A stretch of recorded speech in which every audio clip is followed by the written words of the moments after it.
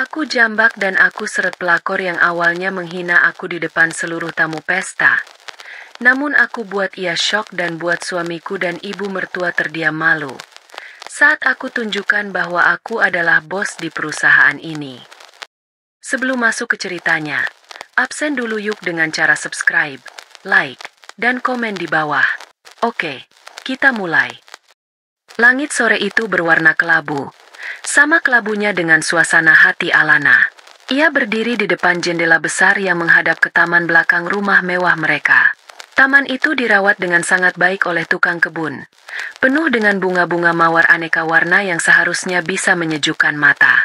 Namun bagi Alana, semua keindahan itu terasa hampa, palsu, seperti sebuah pajangan tak bernyawa di dalam sangkar emas yang ia tinggali. Sudah 5 tahun ia menyandang status sebagai istri Bima, seorang manajer tingkat atas di sebuah perusahaan properti raksasa yang sedang naik daun. 5 tahun yang terasa seperti 50 tahun penyiksaan batin yang sunyi. Ia masih ingat hari-hari pertama pernikahannya. Bima yang ia kenal dulu adalah pria yang hangat, penuh perhatian, dan selalu punya cara untuk membuatnya tertawa. Mereka bertemu di sebuah kafe kecil, saat Alana sedang sibuk dengan laptopnya, mengerjakan proyek desain lepasannya. Bima, yang saat itu baru saja menapaki jenjang karir, tak sengaja menumpahkan kopi di dekat mejanya. Dari sebuah permintaan maaf yang tulus, obrolan mereka mengalir begitu saja. Hari-hari berikutnya dipenuhi dengan kencan sederhana, tawa, dan mimpi-mimpi yang mereka bangun bersama. Alana, seorang yatim piatu yang hidup mandiri sejak lulus kuliah, merasa telah menemukan rumah pada diri Bima. Namun, rumah itu perlahan-lahan runtuh setelah mereka resmi menikah dan ia bertemu dengan Ratih, ibu Bima. Sejak pandangan pertama, Alana tahu wanita itu tidak menyukainya. Tatapan Ratih begitu tajam, menilainya dari ujung rambut hingga ujung kaki seolah ia adalah barang murahan yang tak pantas bersanding dengan putranya yang berharga. Ratih tidak pernah berusaha menyembunyikan ketidaksukaannya. Ia menganggap latar belakang Alana yang sederhana sebagai aib. Kamu seharusnya bersyukur, Alana. Bima bisa mendapatkan wanita manapun yang ia mau. Wanita dari keluarga terpandang yang bisa membantu karirnya. Tapi ia malah memilihmu, ujar Ratih suatu kali, dengan nada sinis yang menusuk langsung ke jantung Alana. Bima, pada awalnya, mencoba membela Alana. Ia akan mengatakan pada ibunya untuk tidak terlalu ikut campur. Tapi seiring berjalannya waktu, seiring karirnya yang semakin menanjak, Bima mulai berubah. Bisikan-bisikan Ratih yang terus-menerus meracuni pikirannya sepertinya mulai membuahkan hasil. Bima menjadi lebih pendiam di rumah, lebih sering pulang larut malam dengan alasan rapat, dan pembelaannya terhadap Alana pun lenyap. Ia hanya akan diam saat ibunya melontarkan hinaan pada Alana di meja makan, seolah-olah Alana adalah orang asing yang tak perlu ia pedulikan. Puncaknya adalah ketika Ratih memaksa Alana untuk berhenti dari pekerjaannya sebagai desainer grafis lepas. Seorang istri manajer tidak pantas bekerja serabutan seperti itu. Tugasmu adalah di rumah, melayani suami, dan menjaga nama baik keluarga. Jangan membuat kami malu, kata Ratih dengan nada final yang tidak bisa dibantah. Bima, lagi-lagi, hanya diam dan mengangguk setuju. Sejak saat itu, dunia Alana menyempit. Ia terkurung di dalam rumah megah itu, ditemani oleh para asisten rumah tangga yang memandangnya dengan tatapan kasihan. Ia kehilangan kemandiriannya, kehilangan sumber kebahagiaannya, dan yang paling parah, ia kehilangan suaminya. Bima semakin jauh. Ia tidak pernah lagi menyentuh Alana dengan kelembutan. Tidak ada lagi obrolan hangat sebelum tidur. Ranjang mereka terasa dingin dan luas. Alana sering terbangun di tengah malam, mendapati sisi ranjang di sebelahnya kosong, dan baru mendengar suara mobil Bima masuk ke garasi menjelang subuh. Aroma parfum wanita lain yang samar-samar tercium di kemeja Bima menjadi hal yang biasa. Alana tahu suaminya berselingkuh. Hatinya hancur berkeping-keping. Namun ia memilih diam. Ia menelan semua rasa sakitnya sendirian. Menangis tanpa suara di kamar mandi agar tak ada yang mendengar. Ia merasa seperti hantu di rumahnya sendiri. Hinaan dari Ratih pun semakin menjadi-jadi. Setiap kali datang berkunjung, wanita itu selalu menemukan celah untuk mencela Alana. Masakannya dibilang tidak enak, cara berpakaiannya disebut kampungan, bahkan caranya mengatur bunga di vas pun dianggap tidak berkelas. Lihat dirimu, semakin hari semakin kusam. Tidak heran Bima lebih betah di luar rumah, cibir Ratih sambil menyesap tehnya. Matanya melirik Alana dengan penuh kemenangan. Alana hanya bisa menunduk, meremas tangannya di bawah meja untuk menahan gemetar. Ia ingin berteriak, melawan, tapi suaranya seakan tercekat di tenggorokan. Ia merasa lemah, tak berdaya. Namun, di balik semua kepasrahan yang ia tunjukkan, ada sesuatu yang tidak diketahui oleh Bima dan Ratih. Di balik tatapan matanya yang sering terlihat kosong, ada percikan api yang ia jaga agar tidak padam. Alana bukanlah wanita lemah yang mereka kira. Kesabarannya bukanlah tanda kekalahan. Kesabarannya adalah sebuah strategi. Selama bertahun-tahun menelan kepahitan, ia belajar untuk mengamati, menganalisis, dan menunggu. Ia tahu, suatu hari nanti, akan tiba saatnya ia membalikan keadaan. Ia hanya perlu menunggu momen yang tepat, panggung yang paling megah untuk pertunjukannya. Dan ia merasa, panggung itu akan segera tiba. Ia mengalihkan pandangannya dari taman yang palsu, menarik napas dalam-dalam, dan membiarkan udara dingin sore itu mengisi paru-parunya. Badai akan segera datang, dan ia sudah siap menjadi pusatnya. Pesta tahunan perusahaan, sebuah acara yang selalu dinanti-nantikan oleh semua karyawan. Malam di mana semua orang akan berdandan dengan pakaian terbaik mereka, menikmati hidangan mewah, dan menjalin relasi di bawah gemerlap lampu kristal di ballroom hotel bintang 5 termewah di kota. Bagi Bima, ini adalah malam pembuktian, kesempatan untuk menunjukkan pesonanya di hadapan para petinggi perusahaan. Dan tahun ini, ia merasa di atas angin. Proyek besar yang ia pimpin baru saja berhasil, dan rumor tentang promosinya menjadi direktur sudah santer terdengar. Malam itu, Bima pulang lebih awal dari biasanya. Alana, yang sedang membaca buku di ruang keluarga, sedikit terkejut. Bima melemparkan jasnya ke sofa, melonggarkan dasinya, dan duduk di seberang Alana tanpa menatapnya. Hening sejenak, hanya suara detik jam dinding yang terdengar. Akhir pekan ini ada pesta tahunan kantor. Kamu harus ikut, kata Bima akhirnya. Nadanya datar, lebih terdengar seperti perintah daripada sebuah ajakan. Jantung Alana berdebar sedikit lebih kencang. Ia tahu pesta ini. Setiap tahun Bima selalu pergi sendirian dengan alasan Alana tidak akan nyaman berada di lingkungan seperti itu. Sebuah alasan yang Alana tahu hanyalah kedok agar Bima bisa bebas bersama wanita selingkuhannya, Vina. Vina adalah manajer pemasaran di perusahaan yang sama, seorang wanita cantik, ambisius, dan licik yang tidak pernah menyembunyikan ketertarikannya pada Bima. Alana sering melihat foto-foto mereka di media sosial teman-teman kantor Bima, tertawa bersama, berangkulan mesra di berbagai acara. Kenapa tiba-tiba aku harus ikut? Tanya Alana, suaranya tenang, mencoba menyembunyikan gejolak di dalam hatinya. Bima menghela napas, tampak kesal karena pertanyaannya. Pak Direktur Utama akan datang. Beliau tipe orang yang konservatif dan sangat menghargai nilai-nilai keluarga. Semua manajer diwajibkan membawa pasangan. Ini penting untuk citraku, jelas Bima, tanpa sedikit pun berusaha menutupi bahwa kehadiran Alana hanyalah demi kepentingannya semata.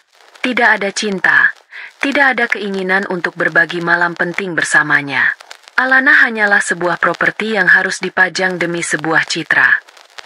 Tentu saja rasanya sakit. Tapi Alana hanya mengangguk pelan. Baiklah, jawabnya singkat. Inilah yang ia tunggu. Panggungnya. Bima tampak lega karena tidak ada perdebatan. Ia segera bangkit dan naik ke kamarnya, meninggalkan Alana sendirian dengan pikirannya. Alana tahu persis mengapa Bima mengajaknya. Ini bukan hanya soal Pak Direktur Utama. Ini pasti ada hubungannya dengan Vina.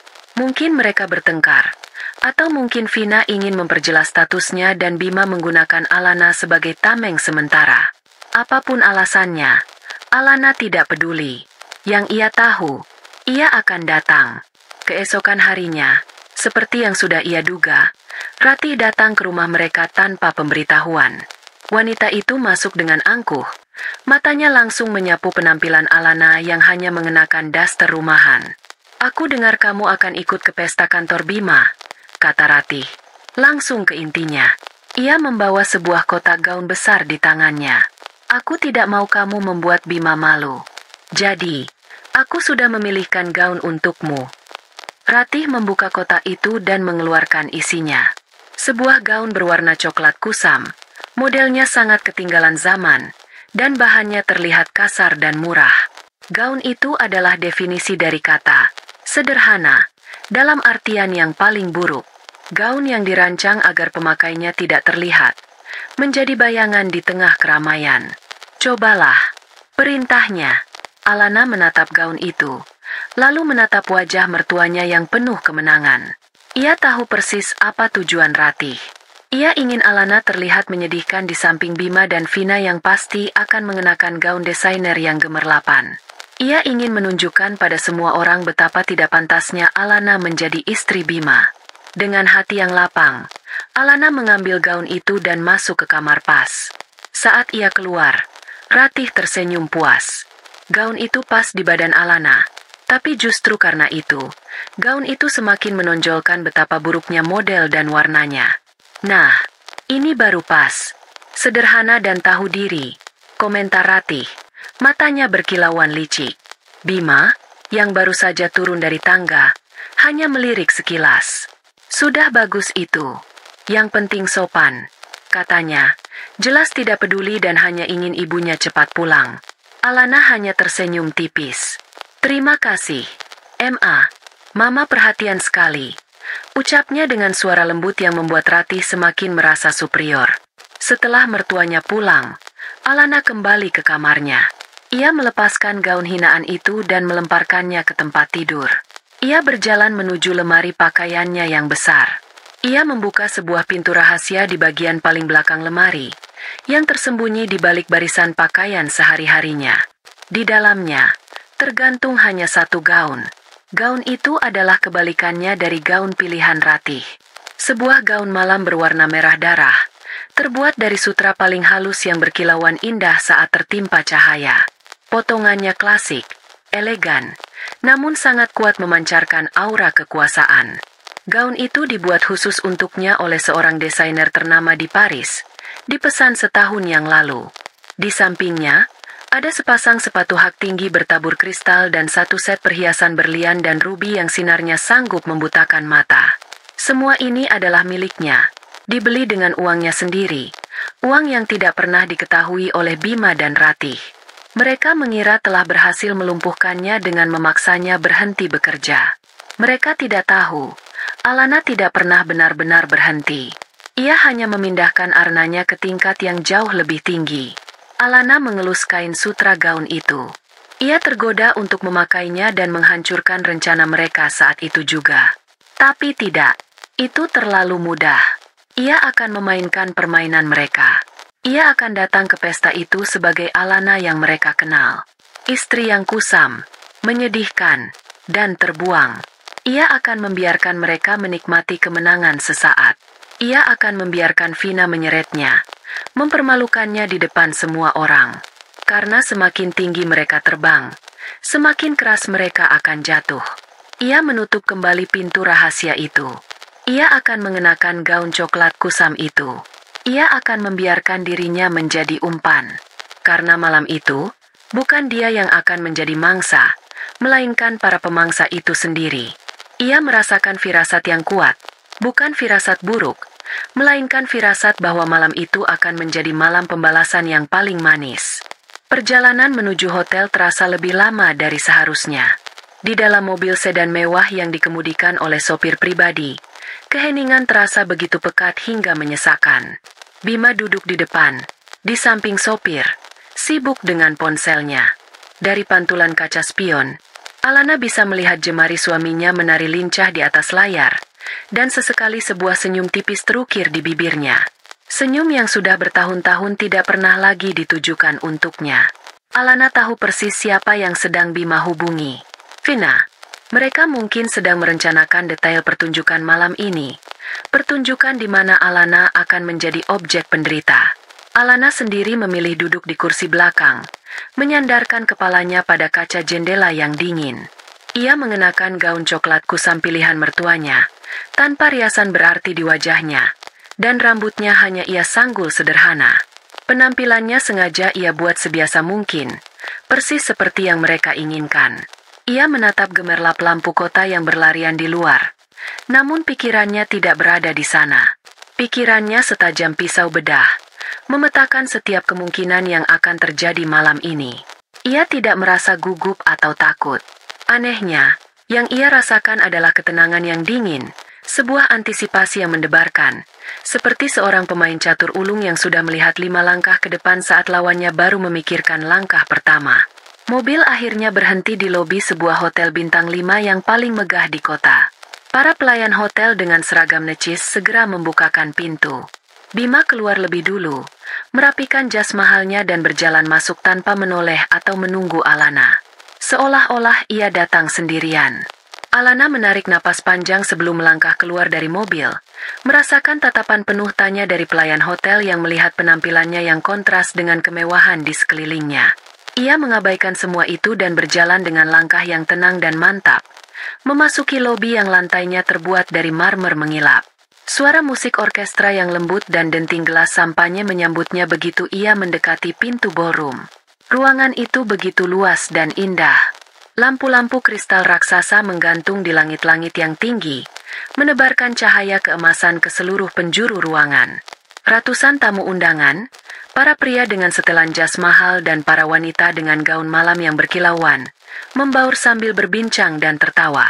Aroma parfum mahal bercampur dengan aroma aneka hidangan lezat yang tersaji di meja-meja prasmanan. Ini adalah dunia yang berbeda. Dunia yang penuh dengan kepalsuan dan senyum basa-basi. Dunia yang telah lama Alana amati dari jauh. Bima sudah tidak terlihat. Ia pasti sudah bergabung dengan kolega-koleganya, memamerkan pesonanya. Alana tidak berusaha mencarinya. Ia tahu perannya malam ini adalah menjadi bayangan. Ia berjalan perlahan ke sudut ruangan, di dekat sebuah pilar besar, tempat di mana ia tidak akan terlalu menarik perhatian. Dari sana, ia bisa melihat hampir seluruh isi ruangan. Ia mengambil segelas air putih dari pelayan yang lewat dan hanya berdiri diam, mengamati. Tak lama, ia mendengar bisik-bisik. 2 orang wanita yang berdiri tidak jauh darinya sedang melirik ke arahnya sambil menutup mulut mereka. Itu bukannya istri Pak Bima? Kok penampilannya seperti itu? Bisik yang satu. Iya, kasihan sekali. Sederhana sekali. Tidak sepadan dengan Pak Bima yang gagah begitu. Apalagi kalau dibandingkan dengan Bu Vina. Balas yang lainnya. Alana hanya diam, pura-pura tidak mendengar. Hatinya tidak merasakan sakit seperti dulu. Hinaan-hinaan itu kini terdengar seperti suara latar yang tidak berarti. Mereka hanya melihat apa yang ingin ia perlihatkan. Pandangannya kemudian tertuju pada pintu masuk. Ratih, ibu mertuanya, baru saja tiba. Wanita itu tampak anggun dengan kebaya modern berwarna biru tua dan tatanan rambut yang sempurna. Ia berjalan dengan dagu terangkat, menyapa beberapa kenalannya dengan senyum angkuh. Matanya berkeliling mencari putranya, dan ketika ia menemukan Bima, senyumnya semakin lebar. Namun, saat pandangannya tanpa sengaja bertemu dengan Alana di sudut ruangan, senyum itu lenyap, digantikan oleh tatapan tajam penuh celaan, seolah berkata, "Bagus. Tetaplah di sana dan jangan membuat masalah." Dan kemudian, bintang utama malam itu pun tiba. Vina. Ia melangkah masuk ke dalam ballroom dan seketika menarik perhatian semua orang. Ia mengenakan gaun malam berwarna perak yang memeluk tubuhnya dengan sempurna, berkilauan di bawah cahaya lampu. Rambutnya yang panjang tergerai indah, dan riasan wajahnya begitu sempurna. Ia berjalan dengan penuh percaya diri, menebar senyum ke kanan dan ke kiri. Bima, yang melihat kedatangannya, segera meninggalkan teman-temannya dan menghampiri Vina. Ia menyambut Vina dengan sebuah kecupan ringan di pipi, sebuah tindakan yang begitu intim dan berani di depan umum.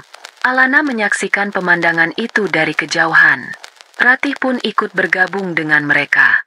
Ketiganya tampak seperti keluarga yang sempurna. Ratih merangkul pinggang Vina dengan akrab, tertawa mendengar lelucon yang dilontarkan Bima. Mereka menjadi pusat perhatian. Para tamu undangan lain seakan mengerti bahwa itulah pasangan yang sesungguhnya. Sementara itu, Alana, sang istri sah, hanya menjadi penonton yang terlupakan di sudut ruangan. Ia melihat beberapa orang menatapnya dengan iba, beberapa lagi dengan tatapan mengejek. Mereka semua mengira Alana adalah wanita malang yang kalah telak. Alana menyesap air putihnya dengan tenang. Biarkan saja mereka berpikir begitu. Pertunjukan yang sesungguhnya bahkan belum dimulai. Waktu terus berjalan. Pesta sudah mencapai puncaknya. Pembawa acara telah selesai memberikan sambutan, dan beberapa petinggi perusahaan sudah naik ke atas panggung untuk memberikan pidato singkat. Nama Bima beberapa kali disebut. Dipuji atas kinerjanya yang cemerlang. Setiap kali namanya disebut, Bima akan berdiri dan membungkuk hormat. Sementara Vina di sampingnya bertepuk tangan dengan antusias. Matanya menatap Bima dengan penuh puja. Mereka benar-benar menikmati momen itu. Merasa menjadi raja dan ratu malam itu. Ego mereka membumbung tinggi, membuat mereka merasa tak terkalahkan. Alana masih berdiri di tempat yang sama, di sudut ruangannya yang sunyi. Ia melihat semua drama itu dengan mata kepala sendiri. Ia melihat bagaimana Bima dan Vina berdansa mesra saat musik mulai mengalun. Ia melihat bagaimana Ratih dengan bangga memperkenalkan Vina kepada teman-teman sosialitanya sebagai calon menantu. Setiap adegan itu seharusnya merobek-robek hatinya. Namun yang ia rasakan hanyalah detak jantungnya yang semakin stabil. Kesabarannya hampir mencapai batas akhir, dan ia tahu momennya akan segera tiba. Setelah puas menjadi pusat perhatian, Vina sepertinya teringat pada satu detail kecil yang mengganggunya. Ia teringat pada keberadaan Alana. Dengan senyum licik di wajahnya, ia membisikkan sesuatu ke telinga Bima, yang kemudian direspons dengan sebuah anggukan dan senyum miring. Ratih, yang melihat interaksi itu, juga ikut tersenyum.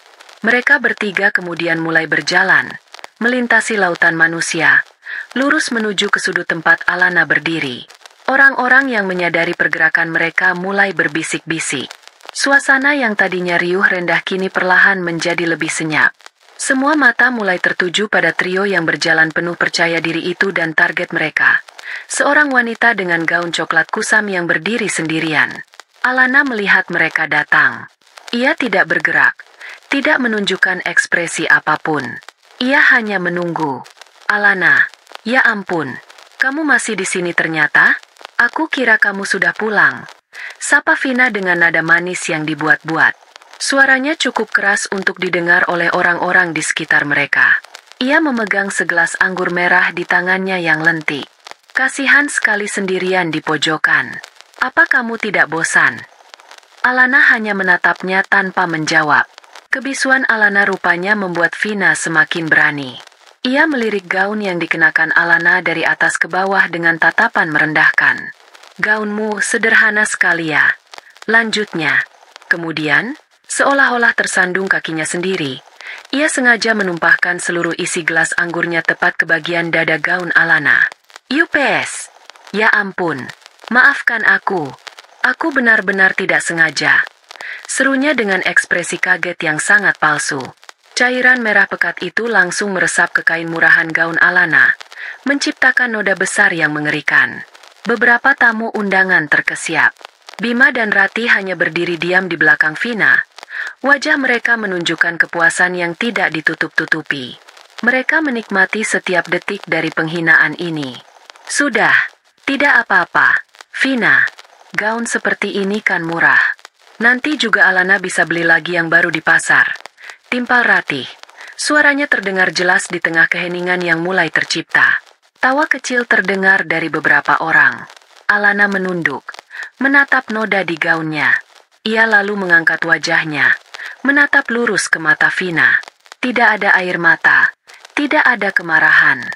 Hanya ada ketenangan yang aneh, yang justru membuat Vina merasa sedikit tidak nyaman. Merasa harus segera menyelesaikan misinya, Vina melakukan puncak dari rencananya. Ia meraih pergelangan tangan Alana dengan kasar. Ayo, ikut aku. Biar aku bantu kamu membersihkannya di depan. Cahayanya lebih terang di sana, katanya dengan paksa. Vina mulai menyeret Alana dari sudut ruangan menuju ke tengah ballroom. Alana tidak melawan. Ia membiarkan tubuhnya ditarik. Langkahnya mengikuti langkah Vina. Ia bisa merasakan ratusan pasang mata menusuk punggungnya. Ia mendengar bisikan-bisikan yang semakin keras. Ia melewati meja-meja bundar, melewati orang-orang yang cepat-cepat menyingkir untuk memberi jalan. Pemandangan ini begitu ironis. Ia diseret seperti seorang pesakitan di tengah pestanya sendiri. Akhirnya, mereka tiba di tengah ruangan, tepat di bawah lampu kristal utama yang paling terang.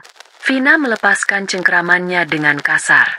Ia memandang berkeliling, memastikan semua perhatian tertuju pada mereka. Inilah momen yang ia nantikan.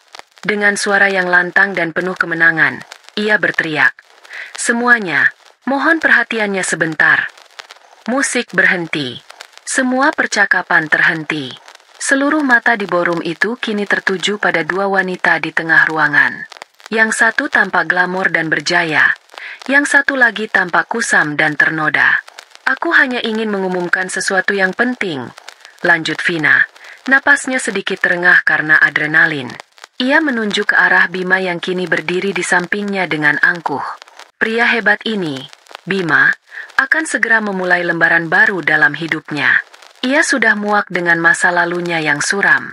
Oleh karena itu, ia akan segera menceraikan wanita ini. Jarinya yang lentik menunjuk lurus ke wajah Alana. "Dan ia akan menikah denganku." Sebuah pengumuman yang begitu brutal dan tanpa ampun. Sebuah eksekusi publik. Setelah pernyataan itu, Vina tertawa. Tawa kemenangan yang menggema di seluruh ruangan. Ratih bertepuk tangan dengan bangga. Bima tersenyum puas, menatap Alana seolah ia adalah sampah yang akhirnya berhasil ia buang. Mereka menunggu reaksi Alana. Mereka menunggu tangisannya, teriakannya, permohonannya. Mereka ingin melihatnya hancur. Namun, Alana tidak melakukan satu pun dari hal itu. Ia hanya berdiri tegak. Ia mengabaikan noda di gaunnya. Ia mengabaikan tatapan iba dan hinaan dari para tamu. Ia menatap satu persatu wajah para penghancurnya. Vina yang angkuh, Bima yang kejam, dan Ratih yang licik. Dan di tengah keheningan yang mencekam itu, sebuah senyum tipis yang penuh misteri, untuk pertama kalinya, terukir di bibir Alana. Mereka telah salah besar. Mereka mengira telah mendorongnya ke tepi jurang, padahal mereka tidak sadar. Merekalah yang baru saja melompat masuk ke dalam perangkap yang telah ia siapkan dengan sabar. Tawa kemenangan Vina yang menggema di seluruh ballroom perlahan-lahan mereda, menyisakan keheningan yang tegang dan canggung. Semua orang menunggu. Mereka menunggu air mata, teriakan histeris, atau adegan seorang istri yang memohon-mohon pada suaminya. Itulah klimaks yang mereka harapkan dari drama murahan yang tersaji di depan mata mereka. Bima, Vina, dan Ratih berdiri dengan postur penuh kemenangan, dagu terangkat, siap menikmati kehancuran total Alana. Namun, kehancuran itu tidak kunjung datang. Sebaliknya, di tengah sorotan lampu yang paling terang, di atas panggung penghinaannya sendiri, Alana justru melakukan sesuatu yang tidak terduga. Bibirnya yang dari tadi dia membisu, perlahan-lahan menyunggingkan sebuah senyum. Bukan senyum getir atau senyum kepasrahan. Itu adalah senyum yang tenang, terkendali, dan menyimpan kekuatan yang begitu besar hingga terasa mengerikan. Senyum itu membuat tawa di wajah Vina membeku, dan rasa puas di hati Bima dan Ratih mendadak berubah menjadi kegelisahan yang aneh. Ada yang salah. Ini tidak berjalan sesuai skenario mereka. Tanpa mengucapkan sepatah kata pun, Alana berbalik. Ia tidak lagi memandang trio yang telah menghinanya. Ia berjalan dengan langkah yang anggun dan sama sekali tidak tergesa-gesa. Lurus menuju panggung utama tempat band dan pembawa acara masih berdiri terpaku. Gaun coklatnya yang ternoda anggur merah seolah menjadi jubah perang yang ia kenakan dengan bangga. Setiap langkahnya mantap. Setiap gerakannya penuh tujuan. Keheningan di dalam ruangan itu semakin pekat. Ratusan pasang mata mengikutinya, bertanya-tanya apa yang akan dilakukan oleh wanita yang tampak lemah ini. Melihat Alana yang hendak naik ke panggung, sang pembawa acara yang gugup segera memberi isyarat kepada dua orang petugas keamanan berbadan tegap yang berjaga di sisi panggung. Ini adalah acara kelas atas, dan seorang wanita yang baru saja dipermalukan dan tampak tidak stabil secara emosional tidak seharusnya membuat keributan lebih lanjut. "Permisi, Bu. Mohon jangan naik ke panggung," ujar salah satu petugas sambil bergerak maju untuk mencegat Alana. Bima dan Vina tersenyum miring. "Bagus, usir saja dia. Biarkan penghinaannya menjadi sempurna." Petugas keamanan itu sudah hampir menyentuh lengan Alana, ketika sebuah suara panik dan penuh wibawa tiba-tiba membelah keheningan. "Berhenti! Jangan ada yang berani menyentuhnya." Suara itu berasal dari Pak Tirtayasa, Direktur Operasional perusahaan yang paling dihormati dan orang nomor 2 yang paling berkuasa di perusahaan secara struktural. Ia berlari kecil dari meja utamanya. Wajahnya pucat pasi, dan keringat dingin mulai membasahi pelipisnya. Semua orang terkejut melihat reaksi Pak Tirtayasa. Kedua petugas keamanan itu langsung membeku di tempat. Pak Tirtayasa berhenti tepat di depan Alana, tidak berani menatap wajahnya secara langsung, dan kemudian ia melakukan sesuatu yang membuat seluruh isi ballroom menahan napas. Ia membungkukkan badannya dalam-dalam, sebuah gestur hormat yang luar biasa. "Maafkan saya, Bu Alana. Maafkan kelancangan saya. Saya tidak menyadari kehadiran ibu di sini," ucapnya dengan suara bergetar, penuh dengan rasa takut dan penyesalan. Dunia seakan berhenti berputar. Bima, Vina, dan Ratih membelalakan mata mereka. Apa yang terjadi? Mengapa Pak Tirtayasa, seorang direktur senior yang angkuh, membungkuk pada Alana, pada istri tak berguna yang mereka kenal? Kebingungan melanda seluruh ruangan. Alana hanya menatap Pak Tirtayasa dengan tenang, lalu memberinya sebuah anggukan kecil yang penuh wibawa, seolah menerima permintaan maafnya. Ia kemudian melanjutkan langkahnya, menaiki tangga panggung tanpa ada lagi yang berani menghalangi. Sang pembawa acara yang gemetaran cepat-cepat menyodorkan mikrofon padanya. Alana menerima mikrofon itu. Tangannya tidak gemetar. Ia berdiri di tengah panggung, menatap lautan wajah yang kini memandangnya dengan campuran rasa bingung, kaget, dan penasaran. Ia menarik napas pelan. "Selamat malam, semuanya." Suaranya terdengar jernih dan tegas melalui sistem pengeras suara, sama sekali berbeda dari citra wanita pendiam yang selama ini ia perankan. "Pertama-tama, saya ingin mengucapkan terima kasih atas kehadiran Anda semua di acara yang sangat penting ini." Ia berhenti sejenak, membiarkan kata-katanya meresap. Tatapannya kemudian beralih, mencari 3 sosok yang masih berdiri mematung di tengah ruangan. Mata mereka bertemu. Ketakutan kini mulai terlihat jelas di wajah Bima, Vina, dan Ratih. "Tadi, sepertinya kita semua baru saja mendengar sebuah pengumuman yang cukup personal," lanjut Alana. Nadanya datar namun setiap katanya menusuk tajam. "Sebuah pengumuman tentang masa depan rumah tangga saya." Ia berjalan sedikit ke depan panggung. "Selama ini, banyak dari Anda mungkin mengenal saya hanya sebagai istri dari Bima, seorang ibu rumah tangga biasa. Dan saya akui, saya cukup menikmati peran tersebut selama beberapa waktu." Ia tersenyum lagi, senyum yang sama misteriusnya. "Namun, setiap pertunjukan pasti ada akhirnya. Dan malam ini, sepertinya adalah waktu yang tepat untuk menutup tirai. Perkenalkan," katanya dengan suara yang lebih lantang dan penuh kekuatan. "Bagi Anda semua yang belum mengenal saya, nama saya Alana Wijaya." Nama itu, Wijaya, terdengar seperti guntur di beberapa telinga yang jeli. Nama keluarga pendiri perusahaan yang misterius dan tidak pernah muncul di publik. Bima merasakan jantungnya seakan berhenti berdetak. Tidak mungkin. Itu tidak mungkin nama keluarga Alana. Selama ini Alana mengaku yatim piatu tanpa keluarga. Dan untuk meluruskan beberapa hal, Alana melanjutkan, mencapai puncak dari pengungkapannya. "Saya adalah pendiri utama, sekaligus pemilik saham mayoritas dari Wijaya Group, perusahaan yang mengadakan pesta malam ini.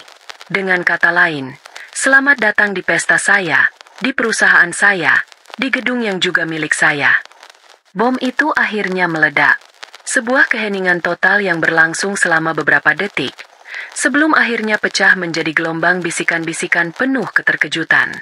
Orang-orang saling pandang, mulut mereka ternganga. Beberapa bahkan ada yang menjatuhkan gelasnya. Jadi wanita dengan gaun kusam yang ternoda itu adalah sang pemilik, bos besar yang legendaris dan tidak pernah menampakkan diri? Di tengah ruangan, dunia Bima, Vina, dan Ratih runtuh seketika. Wajah Bima pucat seperti mayat. Ia menatap Alana di atas panggung, wanita yang selama 5 tahun ia sia-siakan, ia hina, dan ia hianati. Wanita yang ternyata adalah sumber dari semua kemewahan dan jabatan yang ia miliki. Semua potongan puzzle kini menyatu di kepalanya dengan cara yang paling mengerikan. Ratih, ibu mertuanya, terhuyung ke belakang. Tangannya mencengkeram dadanya, napasnya tersengal-sengal. Semua hinaan yang pernah ia lontarkan pada Alana berputar kembali di kepalanya seperti kaset rusak. Kini terdengar seperti vonis hukuman mati. Dan Vina, wajahnya yang tadi penuh kemenangan kini berubah menjadi topeng horor. Ia menatap Alana dengan tidak percaya. Bibirnya bergetar, tidak mampu mengucapkan sepatah kata pun. Pertunjukan telah berakhir. Tapi bukan Alana yang hancur, melainkan mereka. Atmosfer di dalam ballroom berubah 180 derajat. Udara yang tadinya dipenuhi ketegangan drama murahan, kini terasa berat oleh kekaguman, rasa takut, dan keterkejutan yang luar biasa. Bisikan-bisikan yang tadinya bernada kasihan dan mencemooh Alana, kini berubah menjadi bisikan penuh kekaguman dan ketidakpercayaan. Jadi dia Bu Alana Wijaya? Sang pemilik. Luar biasa, selama ini dia menyamar. Habislah Pak Bima dan selingkuhannya itu. Semua orang yang tadi memandang Alana dengan sebelah mata, kini tidak berani menatapnya secara langsung. Mereka menundukkan kepala, takut jika tatapan sang pemilik perusahaan jatuh pada mereka. Di atas panggung, Alana tidak berlama-lama menikmati momennya. Ia menyerahkan kembali mikrofon kepada pembawa acara yang masih membeku, memberikan anggukan singkat kepada Pak Tirtayasa yang masih menunduk hormat. Lalu ia menuruni tangga panggung. Setiap langkahnya kini terasa berbeda. Jika saat naik ia masih membawa aura misteri, maka saat turun ia memancarkan aura kekuasaan yang tak terbantahkan. Orang-orang yang berada di dekat tangga secara refleks memberi jalan, menciptakan sebuah lorong baginya untuk lewat, seolah ia adalah seorang ratu yang berjalan di tengah para rakyatnya. Gaun coklat kusam itu tidak lagi terlihat menyedihkan, melainkan menjadi simbol penyamaran yang jenius. Saat kakinya menjejak lantai marmer, ia berhenti sejenak dan matanya menemukan kepala petugas keamanan yang tadi sempat ingin menghentikannya. Pak Ridwan, panggil Alana. Suaranya tidak keras, namun di tengah keheningan itu, suaranya terdengar seperti perintah mutlak. Kepala keamanan itu segera berlari kecil menghampirinya. Iya, Bu Alana. Jawabnya dengan tubuh sedikit membungkuk. Tolong perintahkan anak buah Anda untuk menjaga semua pintu keluar, termasuk pintu servis. Pastikan tidak ada satu orang pun yang meninggalkan ballroom ini tanpa seizin saya. Perintah Alana. Matanya dingin dan tajam. Apa Anda mengerti? Siap, mengerti, Bu. Jawab Pak Ridwan tanpa ragu. Ia segera berbicara di radionya, menyampaikan perintah sang atasan tertinggi dengan cepat dan efisien. Dalam sekejap, beberapa petugas keamanan tambahan muncul dan berdiri tegap di setiap pintu keluar. Ruangan itu kini terkunci. Tidak ada jalan keluar. Alana puas. Kini, tidak ada satupun dari mangsanya yang bisa melarikan diri. Ia kemudian melanjutkan langkahnya.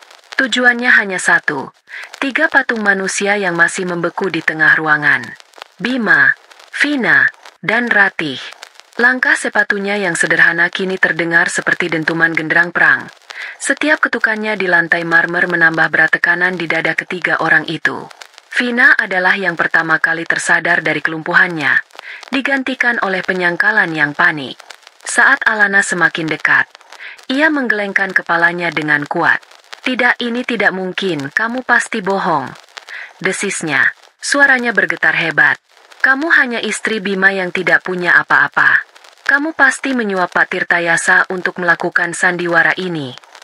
Alana terus berjalan, tidak terpengaruh oleh tuduhan putus asa itu. Ratih, di sisi lain, mulai gemetar tak terkendali. Wajahnya yang angkuh kini dipenuhi oleh kengerian. Semua kata-kata kasarnya, Semua hinaannya tentang latar belakang Alana yang miskin, kini menjadi bumerang yang menghantamnya dengan kekuatan penuh. Ia telah menghina sumber kekayaan keluarganya sendiri.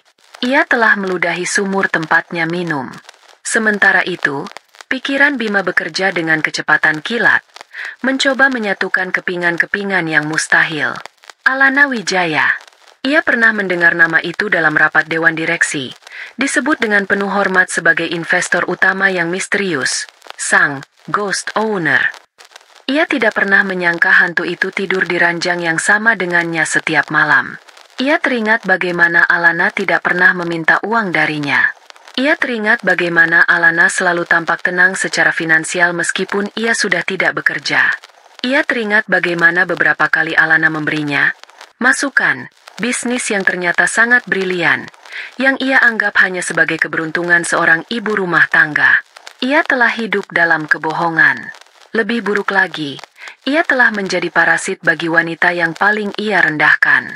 Rasa malunya begitu besar hingga ia ingin bumi terbelah dan menelannya hidup-hidup. Akhirnya, Alana berhenti. Ia berdiri kurang dari 1 meter di depan mereka. Ia menatap Vina, yang masih menatapnya dengan campuran rasa tidak percaya dan benci. Alana memandangi gaun perak Vina yang gemerlapan. "Gaunmu indah sekali, Vina," kata Alana. Suaranya lembut namun mengandung racun yang mematikan. Ia bahkan mengulurkan tangannya, menyentuh ujung kain gaun itu dengan jarinya. Kainnya bagus, potongannya sempurna, pasti sangat mahal. Vina tersentak mundur, seolah sentuhan Alana membakarnya. "Tentu saja mahal, tidak seperti gaunmu," balasnya, masih mencoba mempertahankan harga dirinya yang sudah hancur. Alana menarik kembali tangannya dan tersenyum tipis. "Aku tahu. Aku yang menyetujui anggarannya," katanya dengan santai. "Tapi yang jadi masalah, gaun ini, perhiasanmu, tas tanganmu, semuanya dibeli menggunakan fasilitas kartu kredit perusahaan untuk keperluan pemasaran, bukan?" Mata Alana menajam. "Sementara laporan yang aku terima, acara promosi di luar kota yang seharusnya kamu datangi minggu lalu, kamu batalkan.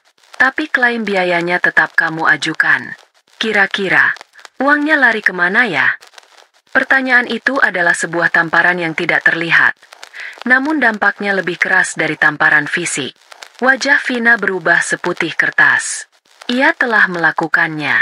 Ia sering memanipulasi anggaran untuk keuntungan pribadinya, merasa aman di bawah perlindungan Bima. Ia tidak pernah menyangka bahwa pemilik perusahaan akan mengetahui detail sekecil itu. Kekuasaan Alana bukanlah kekuasaan nama, melainkan kekuasaan yang nyata dan detail. Pembalikan keadaan telah dimulai. Alana belum berteriak, belum menjambak, tapi ia sudah melucuti senjata lawannya satu persatu dengan kata-kata yang dingin dan fakta yang tak terbantahkan. Vina kini benar-benar terpojok, gemetar di bawah tatapan dingin sang bos besar. Pertanyaan Alana menggantung di udara yang beku, setajam pisau guillotine yang siap jatuh. Wajah Vina yang tadinya seputih kertas kini mulai memerah karena panik dan marah. Penyangkalan adalah satu-satunya senjata yang tersisa di gudang persenjataannya yang kini kosong. Itu bohong. Kamu jangan mengarang cerita. Kamu hanya iri padaku," serunya. Suaranya melengking tinggi, memecah keheningan yang mencekam. "Kamu memfitnahku karena Bima lebih memilihku daripada perempuan sepertimu." Ia mencoba menarik Bima untuk mendukungnya, namun Bima hanya berdiri mematung, wajahnya kosong, pikirannya terlalu sibuk memproses kehancurannya sendiri untuk bisa membela siapapun. Alana menatap Vina dengan ekspresi yang nyaris kasihan. "Iri? Memfitnah?" ulang Alana dengan nada tenang. "Vina, aku tidak pernah beroperasi berdasarkan asumsi. Aku hanya percaya pada data." Ia kemudian memalingkan wajahnya dari Vina, menatap lurus ke arah Pak Tirta Yasa yang masih berdiri dengan cemas di dekat panggung. "Pak Tirta," panggilnya. Suaranya kembali terdengar tegas dan penuh wibawa. "Tolong tampilkan file dengan kode anggrek hitam dari server pribadi saya. Proyeksikan ke semua layar utama sekarang." Perintah itu dieksekusi dengan kecepatan kilat. Pak Tirta Yasa segera berbicara pada tim teknis melalui walkie-talkie. Beberapa detik kemudian, Semua layar raksasa di dalam ballroom yang tadinya menampilkan logo perusahaan yang elegan, kini berubah menjadi hitam. Lalu, sebuah file terbuka. Di bagian atas, tertulis dengan jelas, investigasi internal Vina Adelia, Divisi Pemasaran. Jantung Vina serasa berhenti berdetak. Dokumen pertama yang muncul adalah salinan laporan pengeluaran kartu kredit perusahaan atas nama Vina. Di sebelahnya, ditampilkan foto-foto resolusi tinggi dari berbagai butik mewah, restoran bintang 5, dan salon kecantikan eksklusif. Tanggal dan jumlah transaksi di laporan itu dicocokkan dengan sempurna dengan tanggal dan harga barang-barang mewah yang Vina kenakan malam itu, termasuk gaun peraknya. Lalu, muncul laporan perjalanan dinas fiktif yang disebutkan Alana.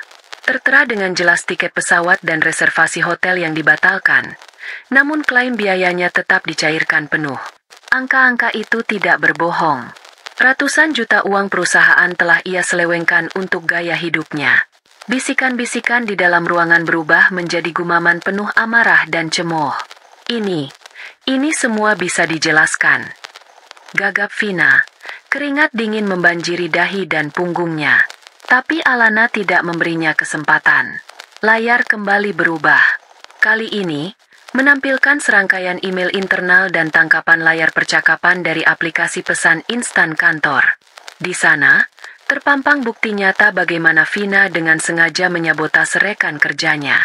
Ia terlihat memberikan data yang salah kepada seorang junior sebelum presentasi penting, yang menyebabkan proyek itu gagal dan akhirnya jatuh ke tangannya. Ada juga percakapannya dengan salah satu anak buahnya, di mana ia dengan jelas memerintahkan untuk menahan laporan prospek klien dari anggota tim lain yang menjadi saingannya. Kebusukan karakternya kini terpampang untuk dilihat semua orang. Bima menatap layar itu dengan nanar. Ia pernah membela Vina mati-matian saat rekan kerja itu mengadu padanya, menuduh junior itu tidak kompeten. Ternyata selama ini ia telah dibutakan dan dijadikan alat oleh kelicikan Vina. Ia merasa bodoh, begitu bodoh. Seolah itu belum cukup, Alana melanjutkan ke babak berikutnya. Layar kini menampilkan dokumen riwayat hidup yang Vina ajukan saat melamar kerja 5 tahun lalu. Di sana tertulis ia adalah lulusan terbaik dari sebuah universitas bisnis ternama di luar negeri. Di sebelahnya, muncul surat balasan resmi dari universitas tersebut, yang menyatakan bahwa tidak pernah ada mahasiswi yang terdaftar atas nama Vina Adelia. Ijazah yang ia gunakan adalah palsu. Seluruh karirnya yang cemerlang di perusahaan itu dibangun di atas sebuah kebohongan besar. Vina mulai terisak. "Tidak, hentikan, ku mohon hentikan," pintanya dengan suara parau. Harga dirinya telah dilucuti lapis demi lapis di hadapan ratusan orang. Ia kini telanjang. Semua aibnya menjadi tontonan. "Satu lagi," kata Alana. Suaranya dingin tanpa emosi. Dan inilah pukulan terakhir yang paling mematikan. Layar menjadi gelap. Lalu sebuah pemutar audio muncul. Terdengar suara Vina, jernih dan jelas. Sepertinya direkam secara diam-diam. Ia sedang berbicara di telepon dengan temannya. Iya, si Bima itu bodohnya bukan main. Gampang sekali dikendalikan. Egonya saja yang besar. Puji sedikit, langsung melayang dia.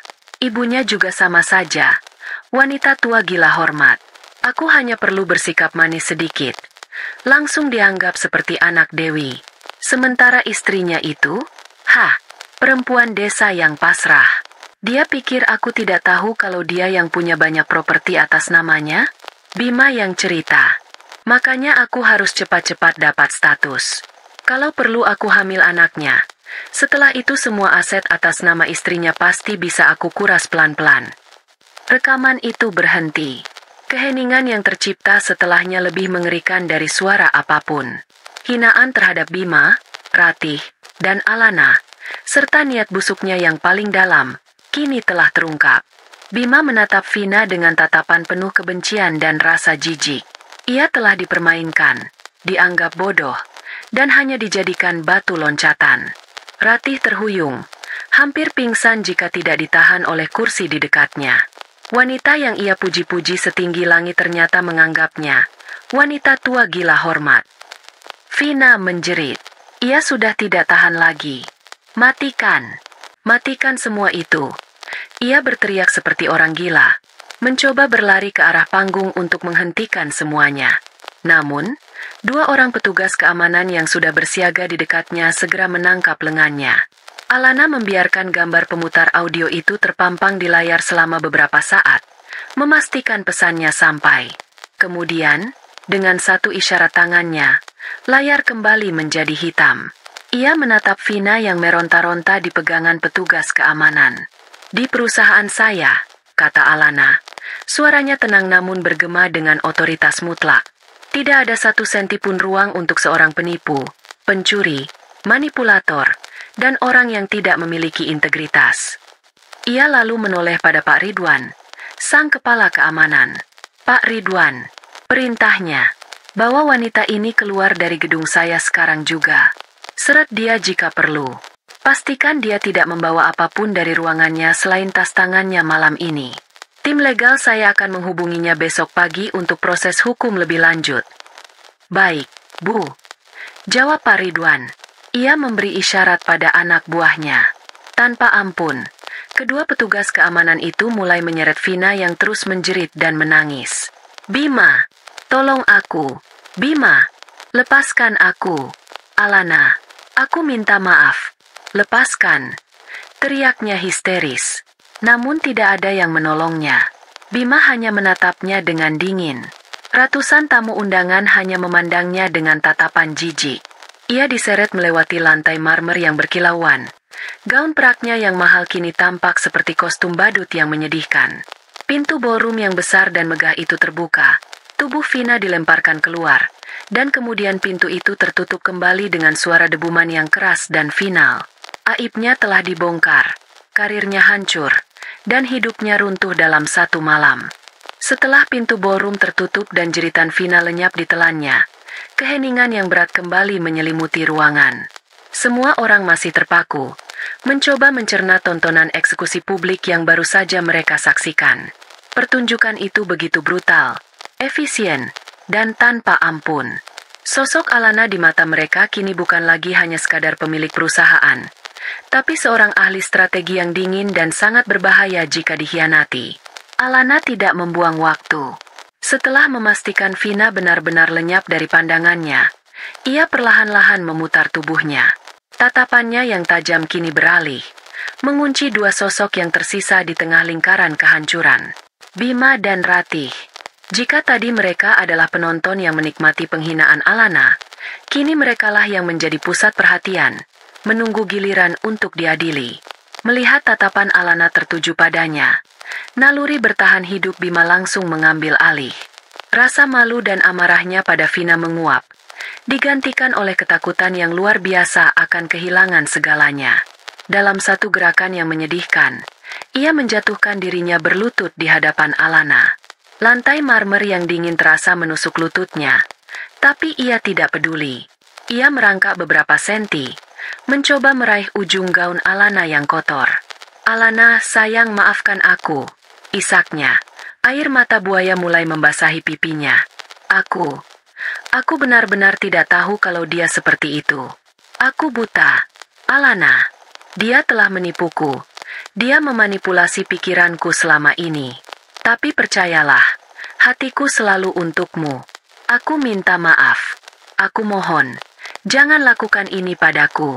Aku masih suamimu, Alana." Kata-katanya keluar begitu saja. Sebuah rangkaian pembelaan diri yang menyedihkan dan penuh kepalsuan.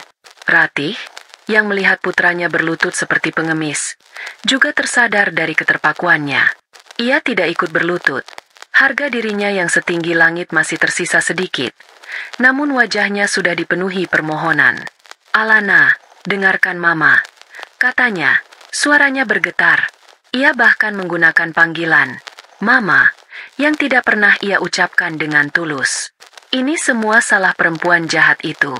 Dia pasti sudah menggunakan guna-guna pada Bima. Bima anak yang baik. Dia tidak mungkin melakukan ini semua dengan sadar. Maafkanlah dia. Nak, jangan hancurkan keluarga kita hanya karena satu kesalahan. Alana menatap dua orang yang sedang bersandiwara di hadapannya. Ia melihat Bima yang menangis di kakinya dan Ratih yang memohon atas nama keluarga. Sebuah pemandangan yang mungkin akan meluluhkan hati wanita manapun, tapi tidak bagi Alana. Hatinya sudah lama mati rasa terhadap mereka. Ia telah menampung terlalu banyak luka dan pengkhianatan hingga tidak ada lagi ruang untuk belas kasihan. Ia menunduk, menatap wajah Bima yang basah oleh air mata. "Dia menipumu?" tanya Alana dengan suara pelan yang mengerikan. "Jadi, apakah Vina juga yang menyuruhmu untuk pulang setiap pagi dengan bau parfumnya menempel di seluruh kemejamu? Apakah Vina yang menyuruhmu untuk berhenti menyentuhku sejak 3 tahun yang lalu? Apakah dia juga yang membisikimu untuk diam seperti pengecut setiap kali ibumu melontarkan hinaan padaku di depan wajahmu?" Setiap pertanyaan adalah sebuah tusukan. Bima terdiam. Tangisannya berhenti. Ia tidak punya jawaban. Alana kemudian mengangkat wajahnya, menatap lurus ke mata Ratih yang kini dipenuhi ketakutan. "Keluarga?" katanya. Sebuah senyum sinis tersungging di bibirnya. "Kata yang menarik keluar dari mulut Anda, Bu Ratih. Di mana keluarga? Saat Anda dengan sengaja memilihkan gaun ini untuk saya pakai malam ini, dengan tujuan agar saya terlihat seperti pembantu di sebelah putra Anda? Di mana keluarga? Saat Anda terus-menerus mengatakan pada semua orang bahwa saya adalah istri mandul yang tidak berguna? Dan di mana keluarga? Saat Anda berdiri sambil tersenyum puas ketika selingkuhan putra Anda menyeret saya dan mempermalukan saya di depan ratusan orang?" Alana mengambil langkah mundur, menjauhkan ujung gaunnya dari jangkauan tangan Bima. "Anda berdua tidak pernah menganggap saya bagian dari keluarga. Kalian hanya menganggapku sebagai pajangan yang memalukan, sebuah status yang harus ditanggung. Dan sekarang, saat kalian tahu siapa saya sebenarnya, kalian tiba-tiba bicara soal keluarga." Ia berhenti sejenak, membiarkan kata-kata itu menampar mereka dengan keras. Para tamu undangan hanya bisa diam membisu, menjadi saksi bisu dari retaknya sebuah rumah tangga yang dibangun di atas kebohongan. "Pertunjukan sudah selesai," kata Alana. Nadanya kini berubah menjadi final, seperti seorang hakim yang akan membacakan vonis. Ia menatap Bima yang masih berlutut. "Bima, dengarkan baik-baik. Terhitung mulai detik ini, kamu saya pecat dari semua posisimu di Wijaya Group. Tidak ada pesangon, tidak ada tunjangan. Semua fasilitas perusahaan, mobil dinas, rumah yang kita tinggali, dan semua kartu kredit atas namamu akan saya tarik dan blokir besok pagi tepat pukul 8. Mata Bima membelalak ngeri. "Ia akan menjadi gelandangan. Dan untuk statusmu sebagai suamiku," lanjut Alana, tanpa jeda, "anggap saja pernikahan kita sudah berakhir malam ini, di panggung penghinaan yang kalian ciptakan sendiri. Pengacara saya akan mengirimkan surat gugatan cerai secepatnya ke alamat orang tuamu, karena kamu tidak akan punya alamat lagi." Setelah menghabisi Bima, tatapannya beralih ke Ratih, yang kini gemetar hebat. "Dan untuk Anda, Bu Ratih, selamat. Anda berhasil membuat putra kesayangan Anda menjadi seorang pengangguran. Nikmatilah masa tua Anda dengan uang pensiun almarhum suami Anda, karena saya pastikan Anda tidak akan pernah lagi menerima 1 rupiah pun dari perusahaan saya, apalagi dari saya." Vonis telah dijatuhkan. Dalam waktu kurang dari 5 menit, Alana telah melucuti semua yang mereka miliki. Pekerjaan, kekayaan, status sosial, dan masa depan. Yang tersisa hanyalah kehampaan dan penyesalan. Bima terduduk lemas di lantai. Tatapannya kosong. Ratih terdiam.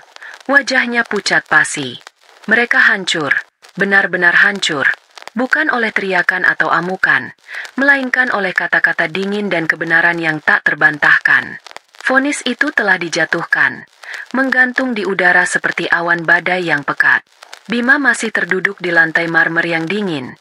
Jiwanya seakan telah tercerabut dari raga.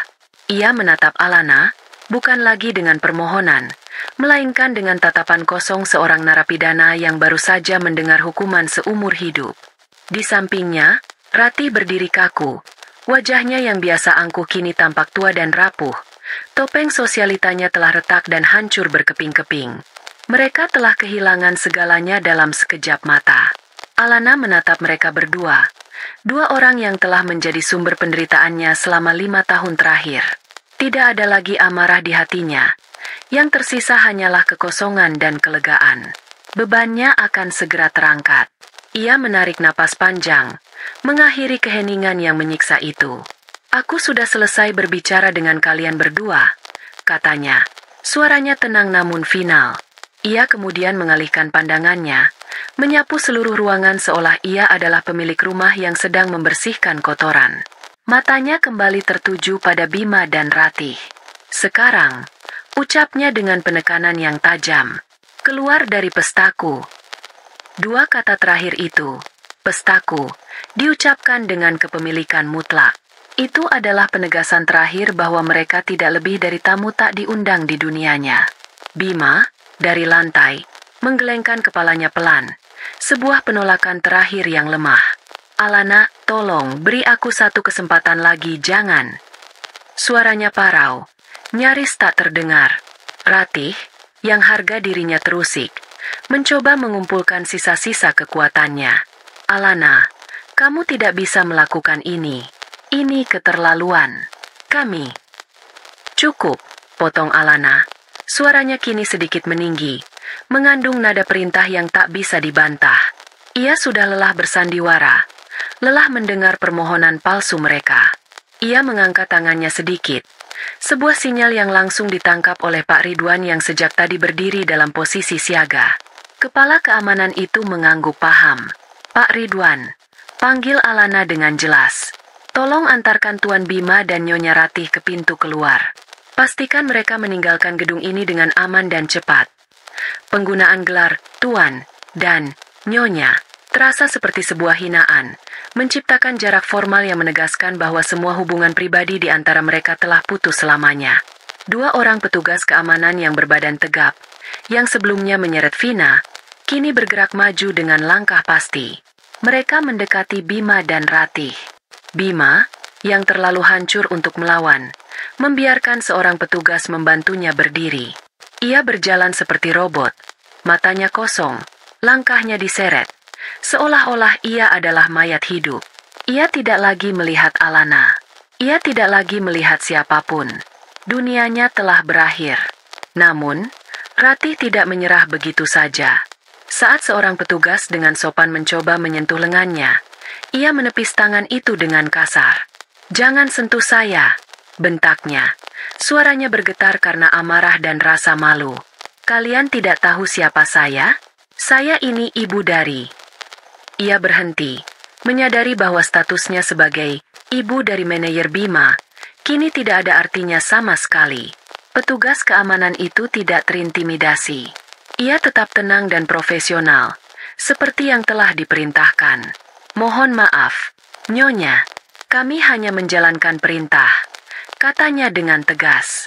Bersama rekannya, mereka memegang kedua lengan Ratih dengan pegangan yang kuat namun tidak menyakitkan. Ratih mencoba meronta, tapi tenaganya tidak sebanding. Dimulailah parade memalukan kedua malam itu.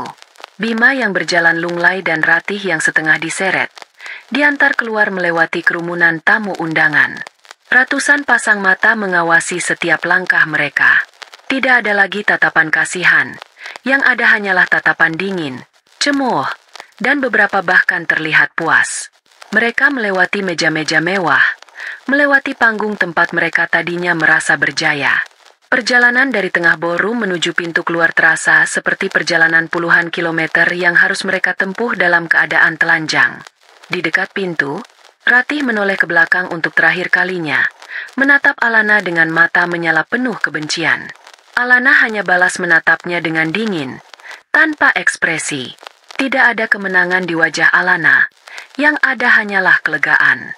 Akhirnya, benalu dalam hidupnya telah dicabut sampai ke akarnya.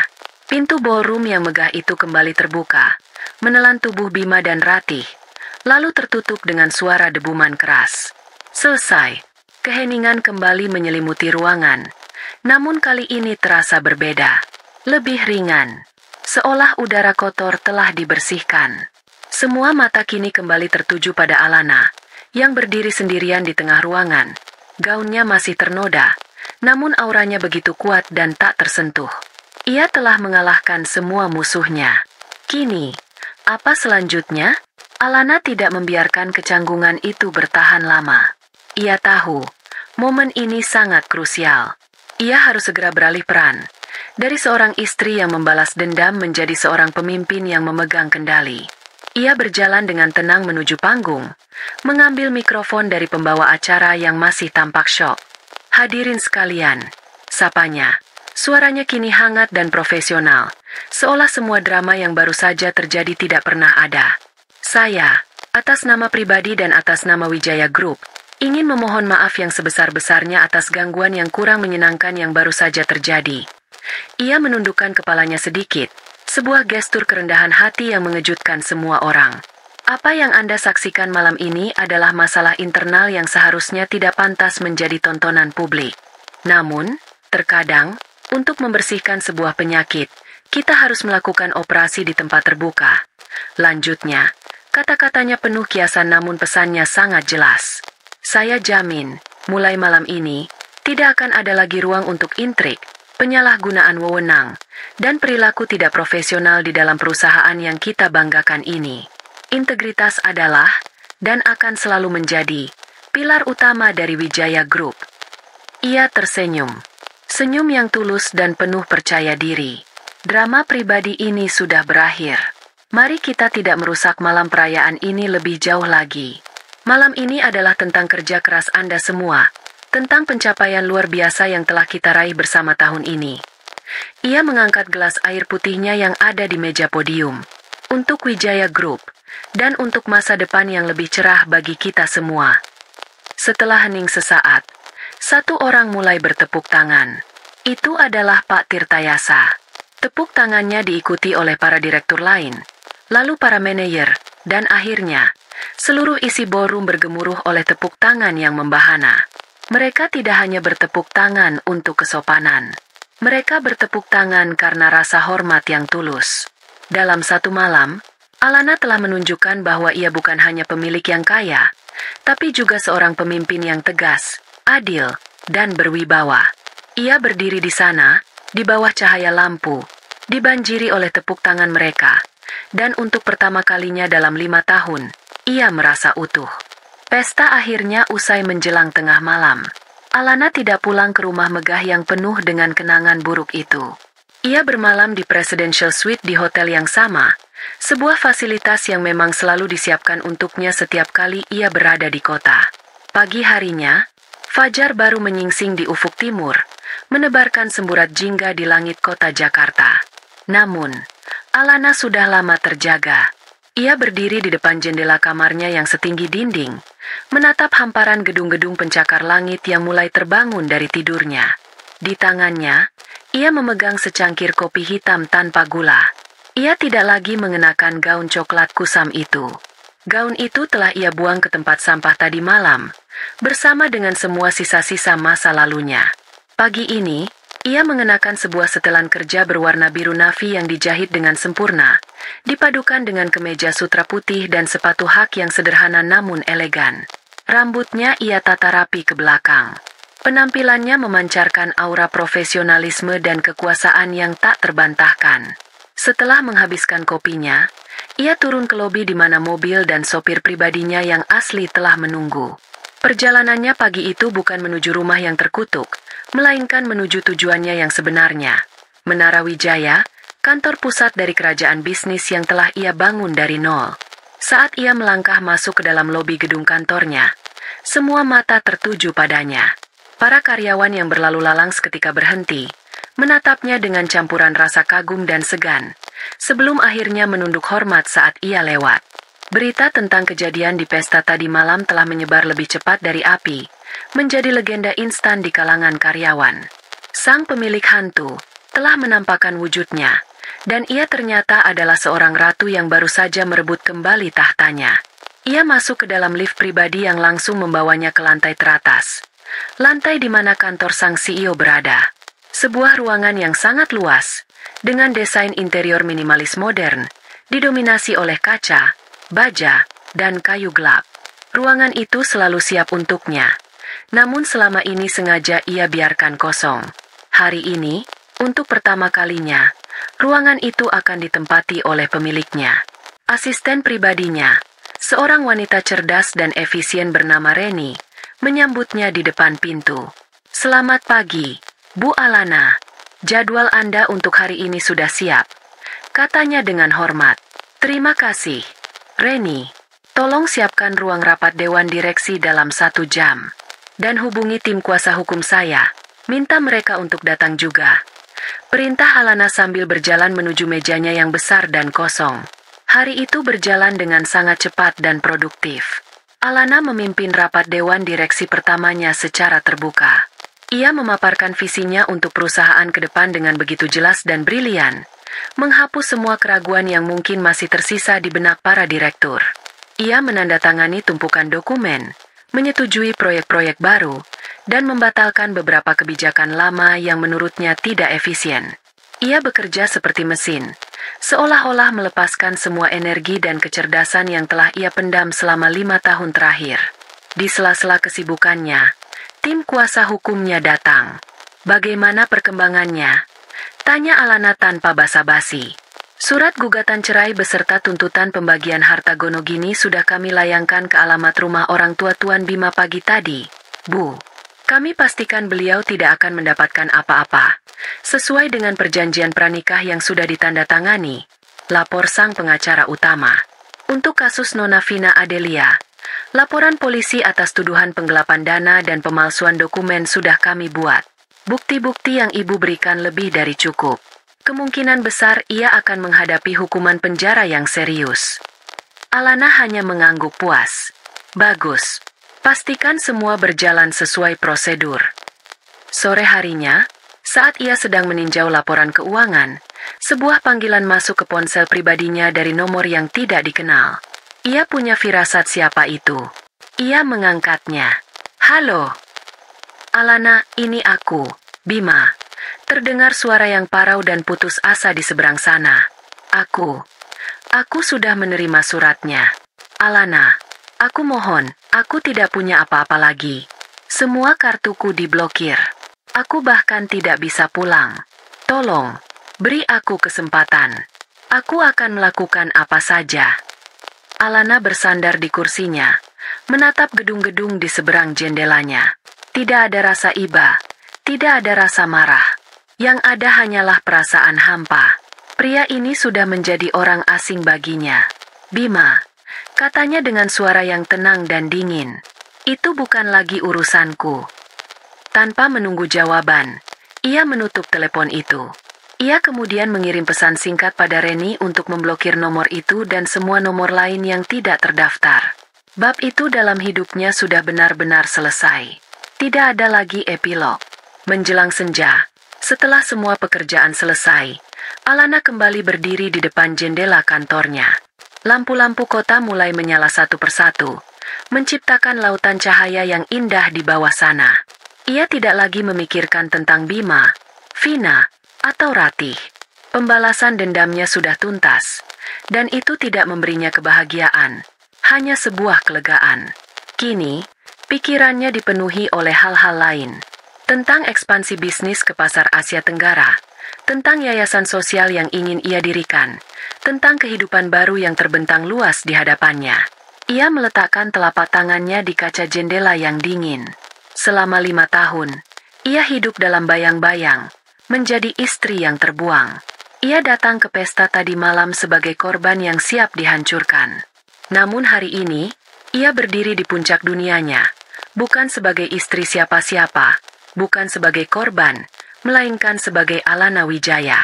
Seorang wanita yang kuat, bebas, dan memegang kendali penuh atas takdirnya sendiri. Fajar yang baru telah tiba, dan ini adalah awal dari kisahnya yang sesungguhnya.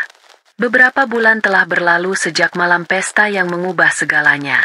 Musim telah berganti, namun bagi sebagian orang, mendung tidak pernah benar-benar beranjak. Di sebuah kamar kos sempit di sudut kota yang padat dan bising, Bima menatap pantulan dirinya di cermin retak yang menempel di dinding. Pria yang menatapnya balik tanpa asing. Rambutnya yang dulu selalu tertata rapi kini sedikit panjang dan acak-acakan. Lingkaran hitam yang tebal membingkai matanya yang kuyu, dan pipinya yang dulu berisi kini tampak tirus. Ia telah kehilangan banyak berat badan. Kemewahan telah dilucuti darinya dengan begitu cepat dan brutal. Setelah diusir dari pesta, ia dan ibunya pulang ke rumah orang tuanya, hanya untuk mendapati bahwa rumah itu pun akan segera disita bank karena ayahnya ternyata meninggalkan banyak utang. Ratih pingsan saat mengetahuinya. Dalam waktu seminggu, Bima kehilangan pekerjaan, istri, rumah, mobil, dan status sosialnya. Ia kini bukan siapa-siapa, hanya seorang pria paruh baya yang kalah. Ia mencoba mencari pekerjaan. Dengan pengalaman dan jabatannya yang dulu mentereng, ia pikir itu akan mudah. Ia salah besar. Kisah tentang penghinaannya terhadap Alana Wijaya, sang pemilik misterius Wijaya Group, telah menjadi legenda di kalangan pebisnis. Tidak ada satupun perusahaan yang berani menyentuhnya. Beberapa kali ia dipanggil wawancara, namun begitu pewawancara mengenali namanya, wawancara itu berakhir dengan canggung dan ia tidak pernah mendapat panggilan lagi. Ia telah masuk daftar hitam. Reputasinya hancur lebur. Kini ia bertahan hidup dari sisa-sisa tabungannya yang semakin menipis. Melakukan pekerjaan serabutan apapun yang bisa ia dapatkan. Seringkali pekerjaan kasar yang jauh di bawah standar hidupnya dulu. Hari ini, ia baru saja pulang setelah seharian bekerja sebagai kurir lepas. Mengantar paket di bawah terik matahari. Tubuhnya terasa remuk. Ia membuka sebungkus mie instan. Satu-satunya menu makan malam yang bisa ia nikmati. Sambil menunggu minyak matang, ia membuka ponsel murahnya, menjelajahi portal berita bisnis. Dan di sanalah wajah Alana. Tersenyum cerah dari sampul sebuah majalah bisnis ternama.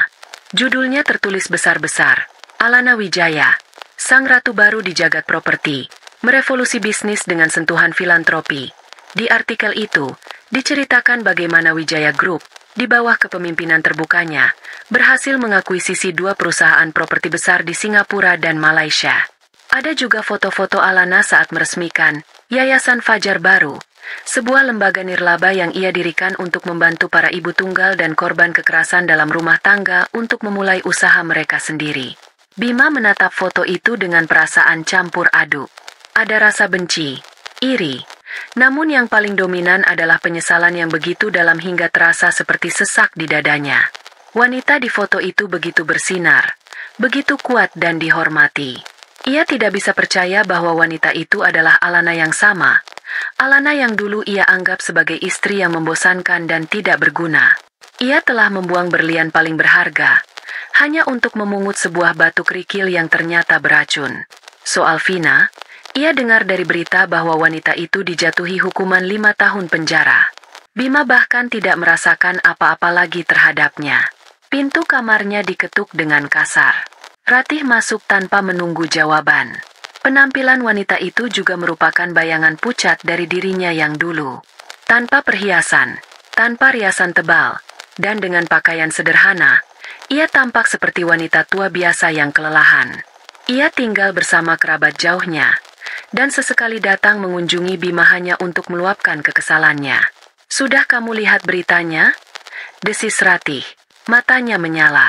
Perempuan itu, dia semakin terbang tinggi. Sementara kita membusuk di sini. Ini semua salahmu, Bima. Andai saja kamu tidak bodoh dan tidak mendengarkan perempuan ular itu. "Salahku?"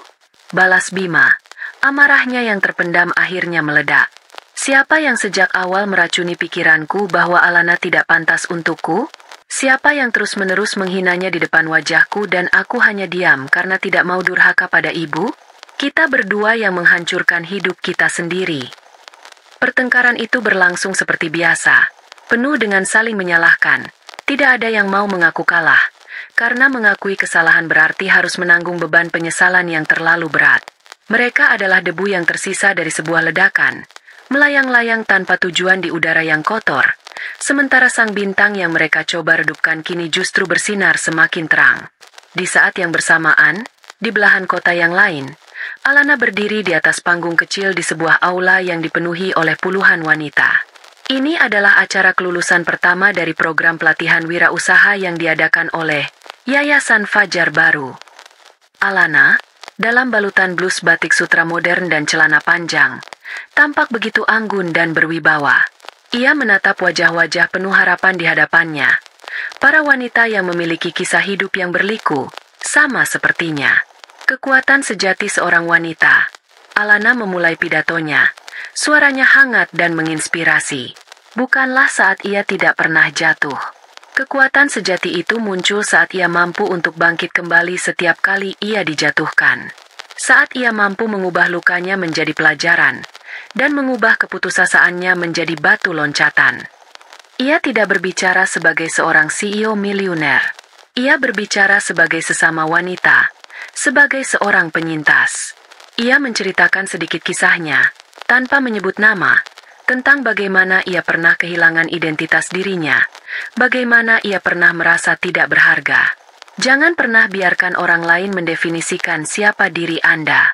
Jangan pernah biarkan keadaan menentukan nilai Anda. Nilai Anda datang dari dalam diri Anda sendiri. Dari keberanian Anda untuk bermimpi, dan dari kerja keras Anda untuk mewujudkan mimpi itu. Aula itu bergemuruh oleh tepuk tangan. Setelah acara selesai, Alana tidak langsung pulang. Ia membaur, berbicara dengan para lulusan, mendengarkan kisah mereka, memberikan semangat.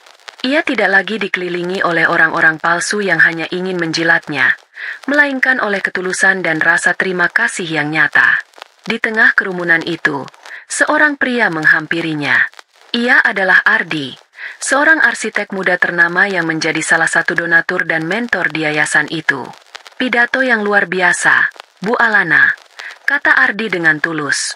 Anda tidak hanya memberi mereka modal dan pelatihan, tapi juga harapan. Alana tersenyum. Harapan adalah modal yang paling penting. Bukan begitu, Pak Ardi? Terima kasih sudah meluangkan waktu Anda. Obrolan mereka mengalir dengan ringan dan alami, bukan tentang bisnis dan keuntungan, melainkan tentang dampak sosial, tentang desain ruang publik yang ramah bagi anak-anak, tentang ide-ide untuk membuat dunia menjadi tempat yang sedikit lebih baik. Ini adalah jenis interaksi yang tidak pernah Alana miliki selama pernikahannya. Sebuah interaksi yang setara, didasari oleh rasa saling menghargai akan pikiran dan visi masing-masing. Malam itu, dalam perjalanan pulang, Alana menatap keluar jendela mobilnya. Kota Jakarta berkilauan dengan jutaan lampunya. Mobilnya kebetulan melewati sebuah kafe kecil yang tampak familiar. Kafe tempat ia pertama kali bertemu Bima. Sebuah kenangan melintas sesaat di benaknya. Ia ingat tawa mereka saat itu. Janji-janji yang pernah terucap. Namun, tidak ada lagi rasa sakit yang muncul. Tidak ada lagi kemarahan. Yang ada hanyalah sebuah penerimaan yang tenang. Ia tidak menyesali masa lalunya. Karena masa lalu itulah yang telah menempanya menjadi dirinya yang sekarang. Ia telah membayar harga yang sangat mahal untuk kebebasannya. Dan kini ia menikmati setiap detiknya. Ia telah mengusir semua benalu dari hidupnya. Membersihkan tamannya dari semua gulma beracun. Kini, tamannya mulai ditumbuhi oleh bunga-bunga baru yang indah. Hidupnya tidak lagi tentang pembalasan. Hidupnya kini adalah tentang pembangunan. Membangun kerajaannya, membangun harapan bagi orang lain, dan yang terpenting, membangun kebahagiaannya sendiri, sesuai dengan definisinya sendiri. Fajar yang baru itu kini telah menjadi siang yang cerah, dan Alana siap menyambut senja dan malamnya dengan hati yang lapang dan masa depan yang tak terbatas.